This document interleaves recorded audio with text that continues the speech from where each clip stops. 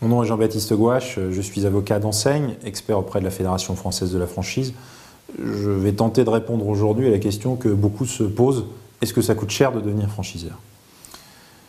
Alors, on entend parfois dire que la franchise est le mode de développement du pauvre, en d'autres termes, de celui qui serait ambitieux mais sans le sou. Alors, est-ce que cette affirmation est vraie ou est-ce qu'au contraire, elle est totalement fausse? Nous conseillons habituellement de futurs franchiseurs. Leur profil est varié. Alors, on a par exemple des industriels qui veulent se constituer des circuits de distribution via des clients captifs, leurs futurs franchisés, par le jeu des clauses d'approvisionnement exclusif. On a parfois des commerçants succursalistes qui ont développé plusieurs dizaines, voire plusieurs centaines de points de vente.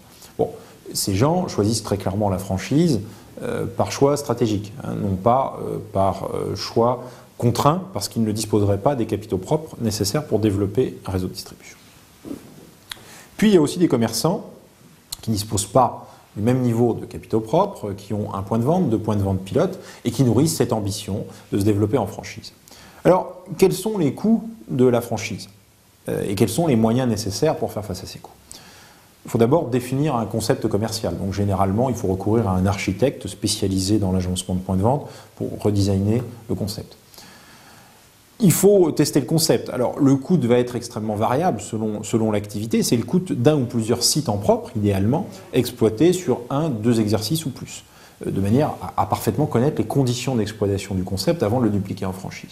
Donc, vous aurez une idée de ce coût par rapport à la norme de votre activité, ou est-ce que vous avez déjà connu en exploitant votre premier site pilote. Il faut ensuite organiser la protection des marques.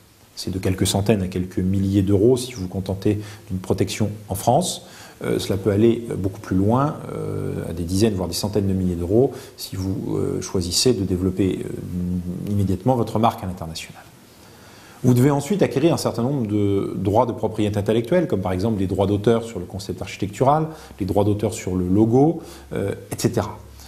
Ce qui signifie que, là encore, en fonction de la notoriété de l'auteur, les coûts seront extrêmement variables, mais ils devront être exposés quoi qu'il en soit. Vous devrez ensuite modéliser l'organisation de votre futur réseau de franchise. Il faudra recourir au conseil, le plus souvent, de spécialistes de la franchise qui procéderont à l'analyse financière des comptes de vos pilotes, à des analyses marketing, géomarketing, et qui construiront l'organisation future de votre réseau.